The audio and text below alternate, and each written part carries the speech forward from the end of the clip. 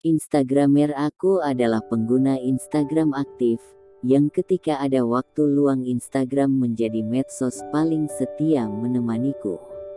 Ditambah semenjak hadirnya sesosok pria asal ujung timur Pulau Jawa yang menjadi sahabatku. Ahi Arif, begitulah aku memanggilnya. Seorang dokter muda yang kini menghiasi sepanjang hariku.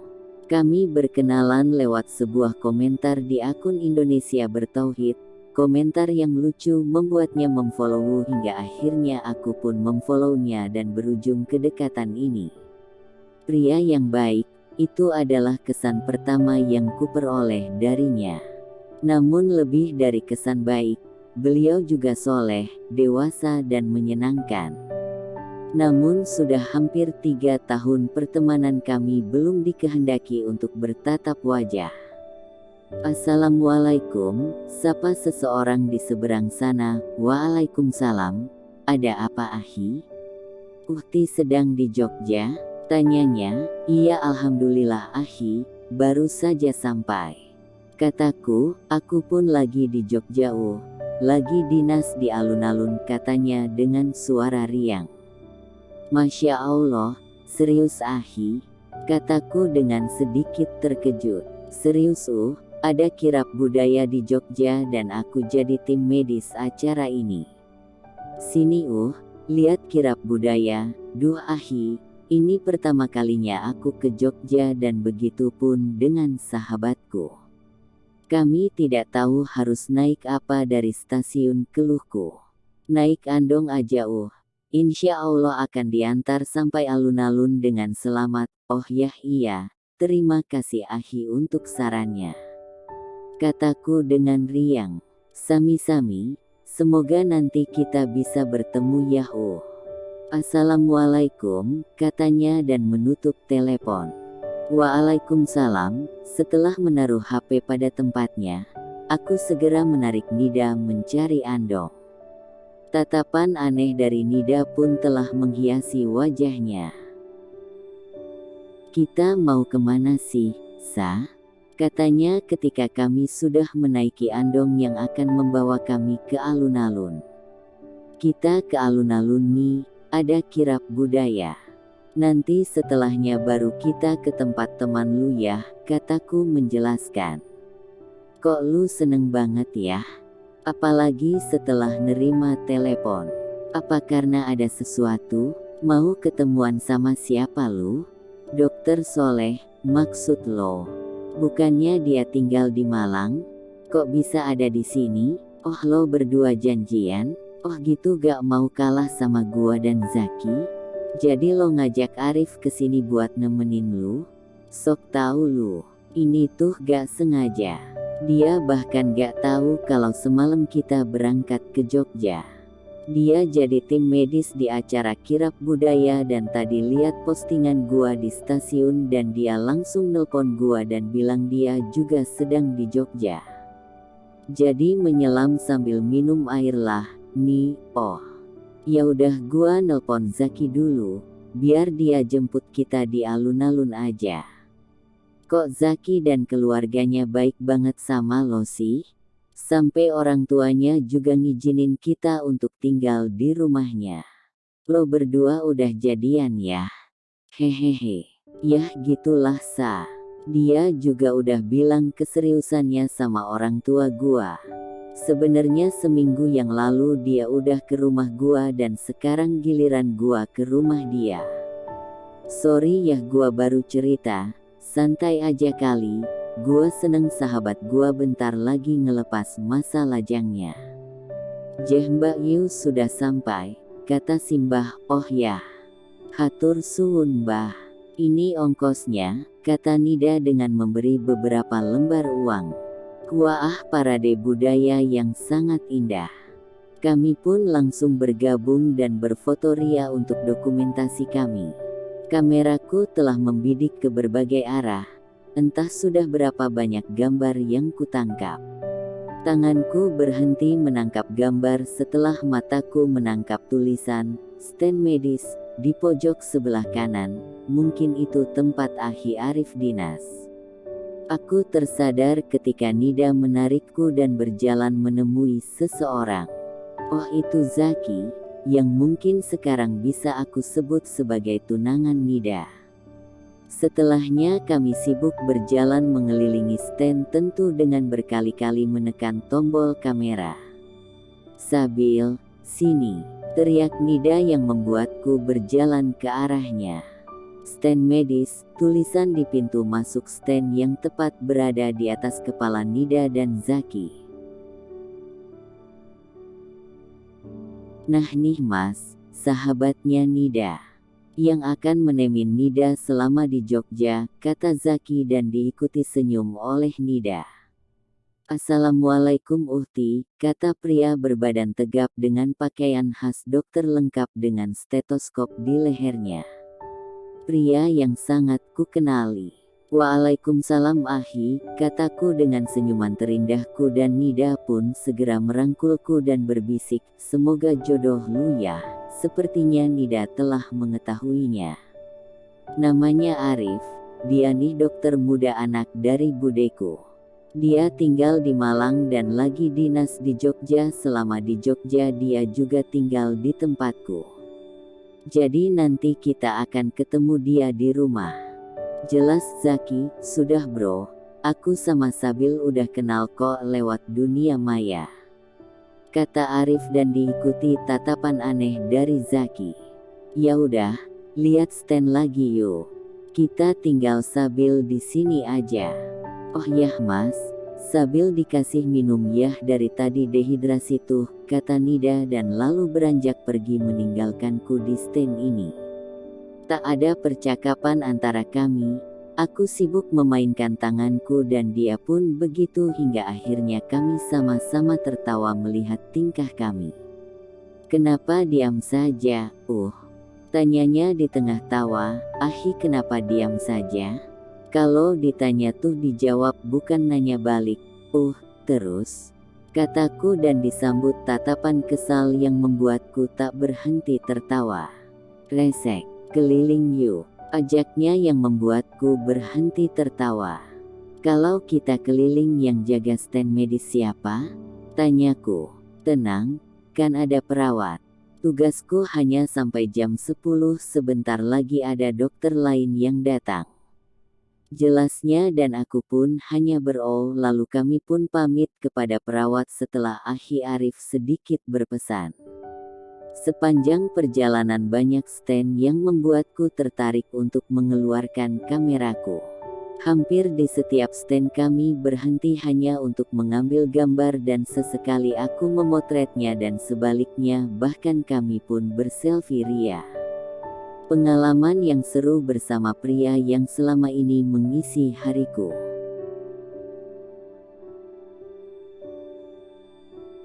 Nah nih Mas, sahabatnya Nida, yang akan menemin Nida selama di Jogja, kata Zaki dan diikuti senyum oleh Nida. Assalamualaikum Uhti, kata pria berbadan tegap dengan pakaian khas dokter lengkap dengan stetoskop di lehernya. Pria yang sangat kukenali. Waalaikumsalam Ahi, kataku dengan senyuman terindahku dan Nida pun segera merangkulku dan berbisik, semoga jodoh lu ya. Sepertinya Nida telah mengetahuinya. Namanya Arif, dia nih dokter muda anak dari budeku. Dia tinggal di Malang dan lagi dinas di Jogja. Selama di Jogja dia juga tinggal di tempatku. Jadi nanti kita akan ketemu dia di rumah. Jelas Zaki, sudah bro. Aku sama Sabil udah kenal kok lewat dunia maya, kata Arif dan diikuti tatapan aneh dari Zaki. Ya udah, lihat stand lagi yuk. Kita tinggal Sabil di sini aja. Oh yah Mas, Sabil dikasih minum yah dari tadi dehidrasi tuh, kata Nida dan lalu beranjak pergi meninggalkanku di stand ini. Tak ada percakapan antara kami. Aku sibuk memainkan tanganku dan dia pun begitu hingga akhirnya kami sama-sama tertawa melihat tingkah kami. Kenapa diam saja, tanyanya di tengah tawa. Ahi kenapa diam saja? Kalau ditanya tuh dijawab bukan nanya balik. Terus, kataku dan disambut tatapan kesal yang membuatku tak berhenti tertawa. Resek, keliling yuk, ajaknya yang membuatku berhenti tertawa. Kalau kita keliling yang jaga stand medis siapa? Tanyaku. Tenang, kan ada perawat. Tugasku hanya sampai jam 10, sebentar lagi ada dokter lain yang datang. Jelasnya dan aku pun hanya lalu kami pun pamit kepada perawat setelah Akhi Arif sedikit berpesan. Sepanjang perjalanan banyak stand yang membuatku tertarik untuk mengeluarkan kameraku.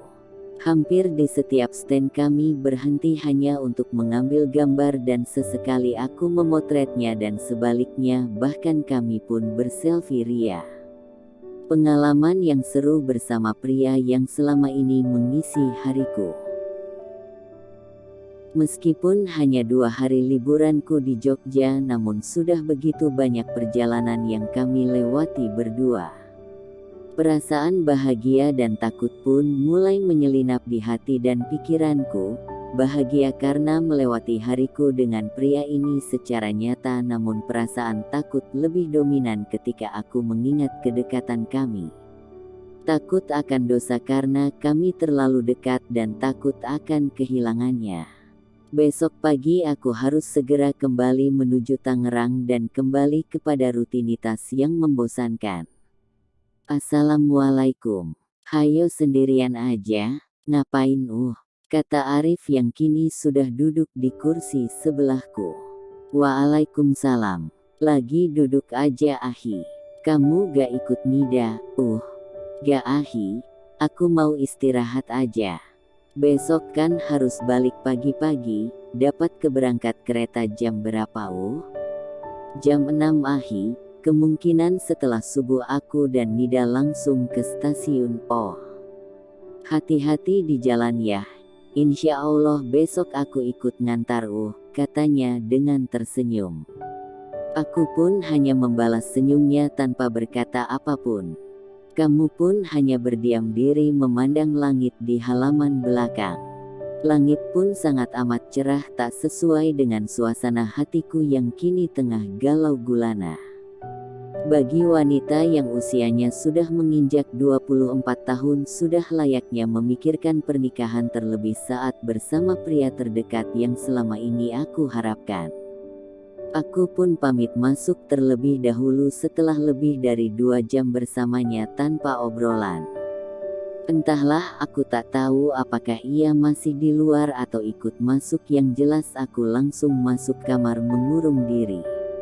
Belum tidur lu? Kata Nida yang baru saja tiba di kamar. Belum nih, lu kemana aja sih lama banget? Bete gua di rumah sendirian, loh kan ada Mas Arif. Lagi pula gua dari tadi ada di ruang keluarga. Kata Mas Arif lu dari tadi udah masuk kamar jadi gua kira lu udah tidur. Gua gak bisa tidur dari tadi. Lo kenapa Sabil? Lo baik-baik aja kan? Atau ada sesuatu? Tanya Nida sambil memegang punggungku. Gua gak apa-apa kok, cuma kepikiran besok aja. Pasti kerjaan gua di kantor banyak banget. Apalagi tadi gua dapat email dari kantor yang nyuruh gua buat laporan. Hufet, kebayang gak sih setelah liburan gua harus kembali berkutat dengan angka-angka, keluhku. Gua kira lu kayak gini karena akan pisah dengan dokter Soleh lo itu dan gak tahu bagaimana kelanjutan hubungan kedekatan kalian. Haha, please deh Nida. Kita tuh hanya temenan, lagi pun nanti akan ketemu lagi di acara pernikahan lo. Jadi apa yang harus gua pikirin? Lo serius gak ada perasaan sama Mas Arif? Bukankah lo dan Mas Arif sudah tahu perasaan kalian masing-masing? Stop bahas masalah ini. Toh selama 2 hari ini gak ada bahasan itu di antara kami. Udah gua mau tidur. Ngantuk, kataku dengan cepat merebahkan diri dan menutup mata. Wahai diri, berdamailah. Seusai sholat subuh berjamaah bersama keluarga baruku di Jogja, kami pun segera bersiap untuk menuju stasiun. by Jogja.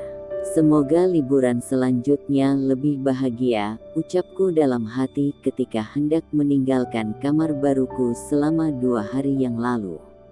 Zaki dan Arif sudah bersiap menunggu kami.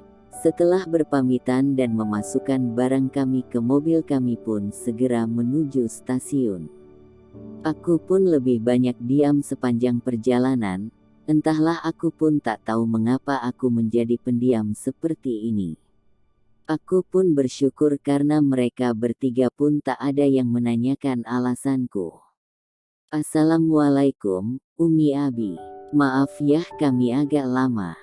Nih keponakan Umi nyetir mobilnya lambat banget, kata Arif seraya bersalaman dengan sepasang suami istri yang kutebak adalah orang tuanya. Yeh, daripada Mas gak mau nyetir, kata Zaki membela diri. Pak De dan Bude gimana kabarnya? Oh ya, kenalkan Bude ini Nida, insya Allah yang akan jadi istriku. Lanjutnya diikuti Nida yang ikut mencium tangan mereka. Cantiknya kamu Nduk, pintar kamu Zak, kata sang istri dengan senyumnya. Oh ini Sabil ya. Lanjutnya ketika melihat ke arahku dan kusambut dengan mencium tangannya. Masya Allah, cantik dan soleha kamu Nduk. Tidak salah Arif memaksa kami untuk ikut ke Tangerang bersamamu? Iya kan Bi, kata Uminya. Benar Umi, pintar juga kamu Mas, kata abinya. Aku hanya diam dalam kebingungan mencari penjelasan dengan menatap Nida meminta penjelasan, namun Nida hanya mengangkat bahu. Aku pamit sebentar ya. Bisa ikut aku sebentar kata Arif yang berjalan lebih dahulu dan aku pun hanya mengikutinya. Mungkin kamu bingung dengan semua ini. Mengapa Abi dan Umiku berada di sini? Mengapa mereka akan ikut ke Tangerang? Dan mungkin kamu pun bingung dengan semua percakapan tadi. Izinkan aku menjelaskan semuanya Uhti, kata Arif ketika kami berada di pojok stasiun yang jauh dari kebisingan. Wa'alahi Ana melakukan ini karena Ana begitu mencintai Anti. Ana hanya ingin kita segera halal. Mungkin ini terlalu cepat bagi Anti, namun Ana sudah terlalu lama menyiapkan semua ini. Semenjak kedekatan kita, tujuan Ana hanya satu, yaitu ingin menghalalkan Anti secepat mungkin. Sebenarnya kejutan ini 3 minggu lagi tepat pada ulang tahunmu, namun setelah 2 hari bersama denganmu dan juga kegalauanmu semalam membuatku ingin segera mengkhitbah dan menikahimu. Maka dari itu aku memaksa kedua orang tuaku untuk ikut ke Tangerang bersamamu untuk mengkhitbahmu.